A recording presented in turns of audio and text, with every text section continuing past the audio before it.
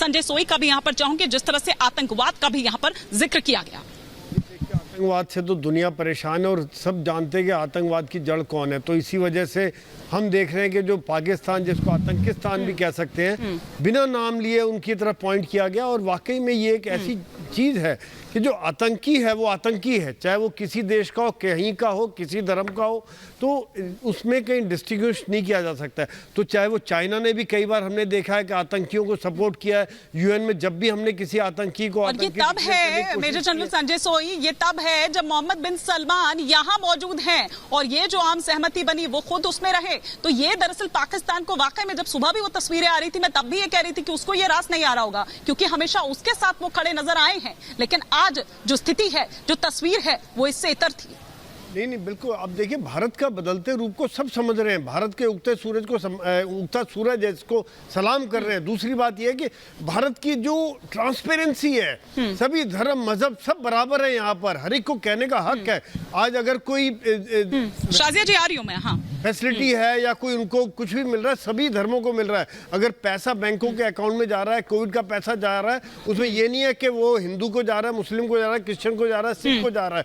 सड़कें बन रही है, इंफ्रास्ट्रक्चर डेवलपमेंट हो रहा है, इकोनॉमी की ग्रोथ हो रही है, तो इसमें कोई धर्म मजहब से नहीं है। तो ये बात अब मिडिल ईस्ट समझ रहा है। यही कारण है कि आज मिडिल ईस्ट में जो प्रकार से भारत के लिए इज्जत है, जो भारत की रीच है, चाहे वो यूएई हो, चाहे वो ओमान हो, चाहे सऊदी अरेबिया हो, या फिर हमारे इजराइल के साथ भी अच्छे संबंध हैं, ये जो बातें दिखाते हैं कि किस प्रकार से हम एक बैलेंस रखते हुए समझ रहे हैं। जैसे मैंने पहले बताया था, ट्रस्ट फैक्टर भारत के अंदर आ रहा है कि वो देख रहे हैं कि भारत की भावनाएं कैसी है।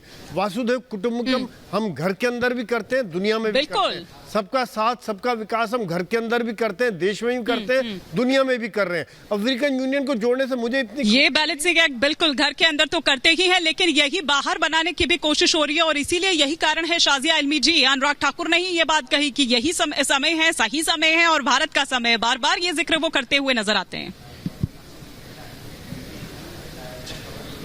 बिल्कुल भारत का समय है और आज का दिन वो साक्षात्कार है। आप देखिए इस घोषणा पत्र को और पूरी दुनिया के सामने भारत किस तरह से अपने आप को देख रहा है और दुनिया उसे कैसे देख रही है।